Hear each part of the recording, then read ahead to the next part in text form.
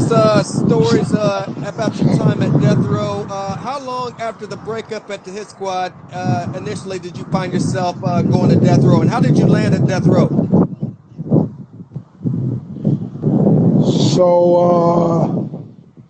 So, I had moved upstate New York, trying to get back into the boxing thing. And like I said, I didn't want to run. I didn't want to do shit.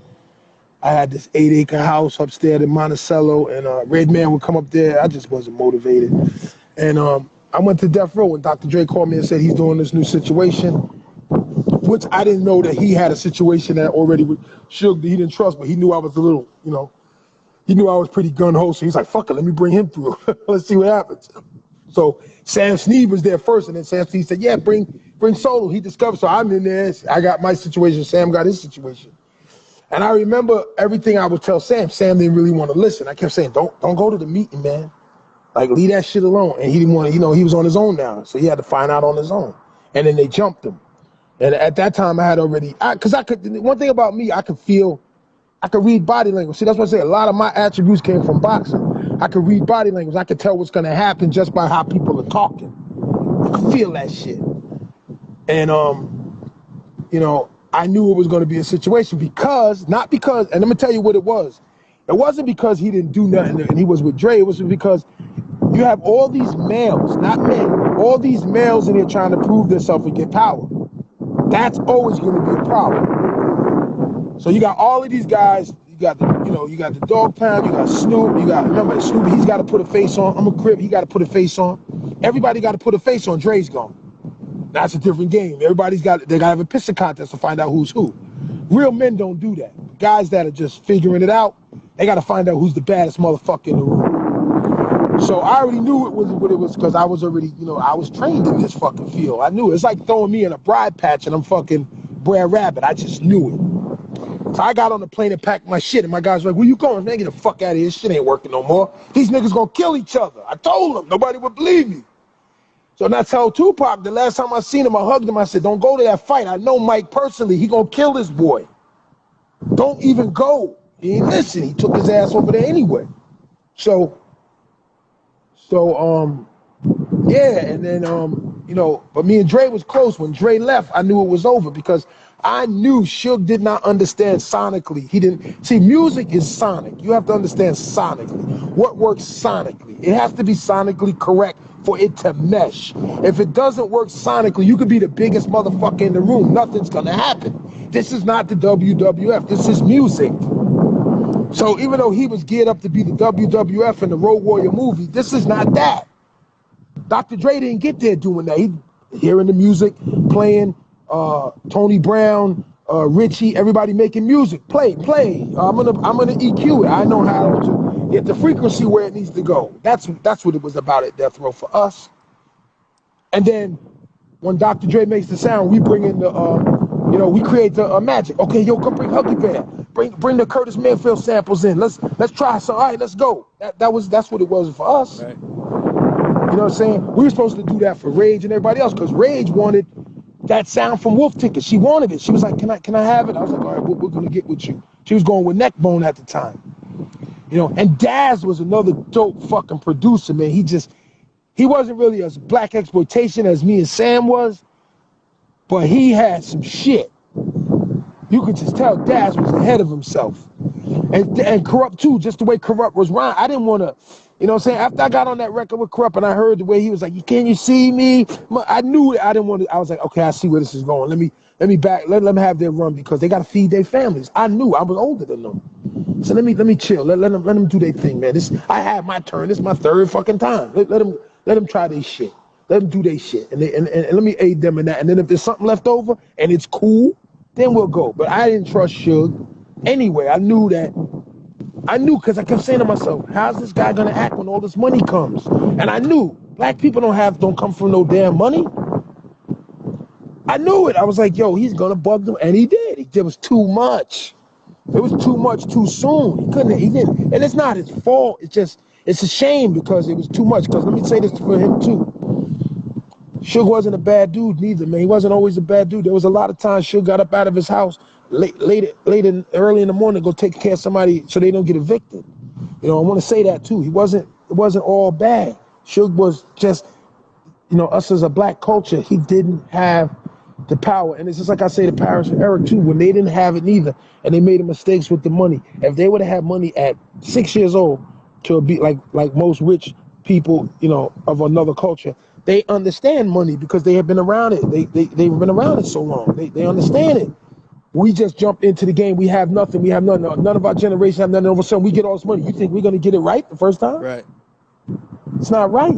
We're not going to get it right.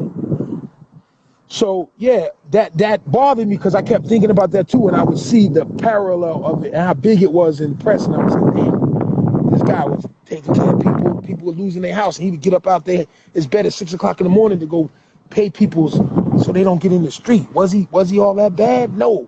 He just didn't understand the money. He didn't understand the power. As soon as he got a chance to get the power, niggas lose their fucking mind. That's what happened. You know, I did it. I'm suffered of it too. Get a little bit of money, you motherfucker lose your mind. You know what I'm saying? Because you never had nothing. You know what I'm saying? And that's a learning lesson for all of us now. You know, as men going to it again, we understand now. You know what I'm saying? Hopefully we do. Some will probably never learn it, but I did. You know, I learned my lesson, you know what I'm saying? And I was really basically watching how Dre make, because everybody would say, well, what did Dre do? Well, Daz was doing all the beats. Not necessarily. Daz did a lot of shit for the Chronic, and then he did a lot of shit for Snoop too. But Dr. Dre sonically made it correct. You know what I'm saying? Like, the sound, the way it was going to come out, the way it was going to sound. And let me say this to you too. When Sam did Natural Born Killers and that, Dr. Dre still brought the instrumentation to it to turn it into Sam had the house, the basement, and the first floor, but Dr. Dre had all of the trimmings, the furniture, everything else was in there was intricately played in it. So you know what are we talking about? You created a shell and you gave him that path to create where he could, but he still went in it and made the house. Right. You know what I'm saying? And I witnessed it. Like, okay, I got it. I understand I understand that. I get it. You know what I'm saying? And you know, when Eminem, and then let me tell you this too, Sharif had an issue with Eminem because Sharif was on Dr. Dre's album too. And Sharif was my cousin that I met from Rochester, him and Green Lantern. Now, I brought them in because Green Lantern came in through my camp too.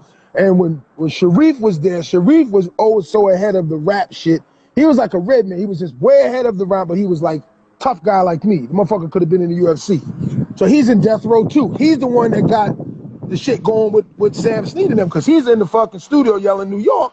And then they saying, yo, this nigga from Sam Snead and them people from Pittsburgh, what they yelling New York for? They didn't realize Sharif was in there rapping.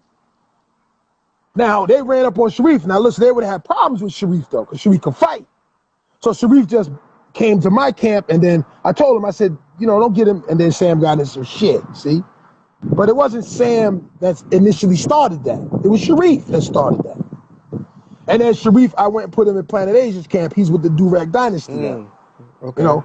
So you know what I'm saying? So a lot of people don't know that, but Sharif was one of the dopest fucking pen art. You know, he was dope, but you know, he couldn't, you know, positioning though is a whole nother game. You know something happened with these guys, and you're yelling New York, and these guys are from Pittsburgh, so it's gonna send a single off. Now, I don't think you should have just left. You should have told them, yo, man, I'm from Solo Camp. I'm in here rhyming for Sam, so they understood what happened. You didn't. You left it there, and then they think that Sam's being funny. So next time they see Sam, they jumped on him. Did a K Solo album ever materialize? And if it did, will it ever see the light of day? K Solo's album was materialized at Death Row, but you got to remember, I didn't want to come out there. So when you hear this, like these guys that took the records are clowns. They're playing all of that shit. That shit don't even need to be on the internet. They're trying to mix and match, because all we did is throw a whole bunch of jumble together. We wasn't trying to come out with no album over there. That's not what we were trying to do. We got paid to watch him work and help the rest of them. What was he gonna do? Cut the line like what Sharif was gonna do with Eminem? That was an issue. Because remember when Sharif with L.A. Raw and then Dr. Dre had ran into Eminem, he was gonna put Eminem out. That was gonna be an issue because Sharif was like, nah, nigga, I'm coming out first. And Eminem was like, yeah, there's a guy named Sharif. And I was gonna put Sharif in the UFC too. He had a couple of auditions because we was in Newport Beach after, you know, the thing went, and, you know, he went back to Rochester to go be with his daughter. But, you know, Sharif pretty solid dude, man. You know, they call him Killer Ben now, Ben Buford. Pretty solid dude on that mic, and he can handle himself with his hands too. Real solid wrestler, solid dude, man. All around solid rapper, you know, who should have been out. I knew him before I knew Redman. He just couldn't, you know, politics in Black America always, you know, it's really fucks a lot of shit up, you know, because we don't govern ourselves. Right. You know what I'm saying? And you know, hopefully he's gonna come out on my album this year, because I am coming out with a new album on because I had to come to Florida. I put a whole bunch of scenarios together. So Flo Rida was my boy too. I was in LA with Flo Rida. Flo Rida gets an invitation to do one record. He gets on. That's my boy. So I stayed out here in Florida. After I helped Flo Rida do that, I moved to Orlando, and then I went to school, ran into all my guys. We have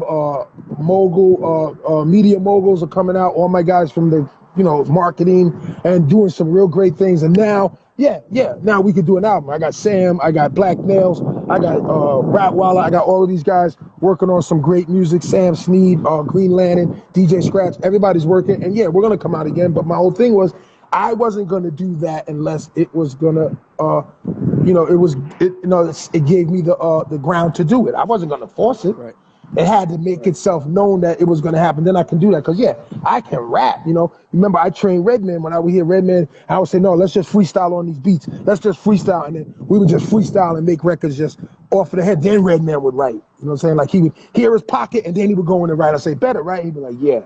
So yeah, and my son Vaughn, Young Wolf, he's coming out. He's on Road Warrior Records. That's out here too. But they're more like in Miami. We're more up here in this area doing the hip hop boom bap. He's more doing the new stuff that's going on. Him and my other son Adrian. But like I said, it's not. It has to make itself like a fight. It has to present itself for you to entertain it. If it doesn't present itself, you don't entertain it. It's like, and I was going through the same thing Dr. Dre was going through, because I would get on the phone with Andre, and I would know Andre was having the issues with detox. It's like, same thing with me. Like, if it doesn't feel right, you know, it's got to feel right. And maybe it's my guys, like Sam would always say, like, I would try to reach out to Eric, but Eric wouldn't call him back. I say, don't worry, it'll all come back. If it's supposed to come back, it'll all come back. Because like I said, all of our elements, if you put it all in the room, we are probably the strongest team in hip hop next to Dr. Dre, or even stronger, because conceptual wise, we were responsible for a lot of things over there too. You know what I'm saying? Like, there was no lowrider in the scenario till we got over there, and then when they jumped in the lowrider, it became a lifestyle. Mm-hmm. Mm-hmm. You know, the Mexicans brought that to the forefront. Black culture embraced it. You know what I'm saying? Not saying we were responsible for it, but noticing how it went down. We were over there around that time when it was happening. We was like, okay, look, and then it happened. Same thing with anything else. We're G.I. Joes on foot till we get on an accessory. When you get an accessory, it changes the whole perspective of the music. You understand? So what I'm saying is, okay, when Dre battled Luke Skywalker, there was no girls in the video before that. After he beat him, then the girls were in the video. See? So you're watching the keen eye of a great one. A great one, who was also part of that team. And, you know, and I acknowledge greatness with that. The first day we met was at Jack the Rapper looking for Tim Dog. Me, him, and DOC. You know, and always been close. Paris was more cool with Eazy, but Dre was my guy. You know, that was me and him clicked right away. And from me wearing Fugitive to him wearing Fugitive, that was our shit. Where do I get the suits? I'll take them. Come on, let's go. We just clicked. It wasn't something that we had to do. It just was there. And we're still that to this day. You know what I'm saying? So, yeah, you know, we're working on it. You know, Mailman, that's my man, Sam Sneed. All of them is my boys. I brought Sam Sneed, and Sam Sneed brought Mailman in. That's my blood. You know, that's my crew. That's my shit. Right. Big Chuck. You know, Big Chuck. You know, Cutter. You know, my brother at Interscope, Robert. You know, Big Ja. You know, all of that's me. You know what I'm saying? And you know, people don't know we're all together, but yeah, we're all together. You know what I'm saying? I just would have stopped. I wouldn't have let him. I wish I was there when the Akon situation. I would have tried to stop it, because like I knew another side of Suge. You know what I'm saying? But I couldn't help it, because Suge, you know, he kept asking him for the money. And then when he said, you know, I'll kill your mother, it was just out of hand. Right. Ja's not going for that shit. He's just not. It's just not happening. Brownsville, it's not happening, bro. We talking about the real shit. I got a few fan questions before we get out of here. One fan wants to know any more collaborations with Redman coming up in the future. Yeah, I got a record with Reggie and Meth on this album. They'll be held to pay. It's slated to come out. I think, yeah, it's gonna be after the EP because the mixtape comes, then the EP, then that album. To tell you the truth, I don't even know when that shit's coming out because so much material is in this cabin. They drop and the moguls are the ones that tell you which is coming out.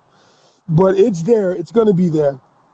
Yeah, because Redman's like my little brother, and fuck yes, you know, I just was on the phone with him. I got to go to I got to fly to New York on our birthday because he's doing the battle with Method Man in Staten Island. I got to go out there and do Headbanger and the Big Brother song with him. But yeah, that's gonna get done. And listen out for Benny Sinatra. I got a pool shark. He wants to play Dr. Dre because Dr. Dre used to take everybody's money. So Benny Sinatra I met through Black Floyd out in Chicago. He's a white rapper, 6 foot tall, and he's a pool shark. This motherfucker takes everybody's money, but he's a dope ass rapper too. He's the rapper Juice's friend, and he's coming out, and his son is coming out, which is my godson, Chris LaShawn, and Young Wolf's coming out. Ron, I Am Varsity's coming out. All of them Brand Gang guys out of Connecticut coming out. I want to give a shout out to Scotty Esdale and That's That TV show in Hartford, Connecticut. And like I said, man, listen out for Waste Management Incorporated and Road Warrior Records. Shout out to the media moguls, Jason Assell and Travis Dempsey and Nikki Fingers. And yo, man, we're here, man. Shout out to the EPMD Foundation, Redman, Gilla House, the whole crew, man. And you know what I'm saying? Hopefully it's what you like. I'm sure it will be because, you know, we top two. I said we top tier still. You know what I'm saying? No doubt. They ain't proved me wrong yet. And Killer Ben, come on, let's put it out, Ben. Let's don't wait too long. Planet Asia, let's get it, man. No doubt. Before we get out of here, can you let the viewers know where they can find you at on social media? Yes, I am at K Solo Wolfgang _Wolfgang on both media platforms, Instagram and MySpace. Did I say MySpace? Oh man, you know that was old school. That's California kicking back. Doubt. Yeah, Facebook. But yeah, like I said, and we're at www.roadwarriorrecords.net. That's where we at right now, and we're launching the Young Boys, the Brand Gang, this month. So listen out for their music. They're coming out pretty hot. My son Young Wolf, Redman's nephew, he gonna hit the stage. Shout out to Snoop Dogg and everybody in the weed world, Jimmy Fake Handy, everybody. Thank you for having us. And like I said, man, listen out for that music, man. We coming through. We just in a different location. We out here by the palm trees now. No doubt. Thank you, K Solo, for everything you've done for the culture. Thank you for joining me this evening. Shout out to Diggers with Gratitude for linking us together. Yes. And anything you need, be sure to reach out. Like I said, thank you for everything. This has been episode 123. That's the legendary K Solo. I'm the journalist Sin-seer. Thank you so much for having me. No doubt. Salute. Salute, baby. Peace. That was the legendary K Solo. If you've missed this interview, please go back and check it out. It'll be posted immediately to my page. Tomorrow will be the magnificent special ed. This time tomorrow, 6 p.m. Eastern. Be sure to join me. Got a lot of things up in the near future. Thank you for everybody for joining me. Thanks, Ashton Johnson. Thank everybody, like I said, Troy, everybody for joining. Like I said, this is episode 123. I'm the journalist Sin-seer, and I'm out of here. Peace. Thanks, Mom.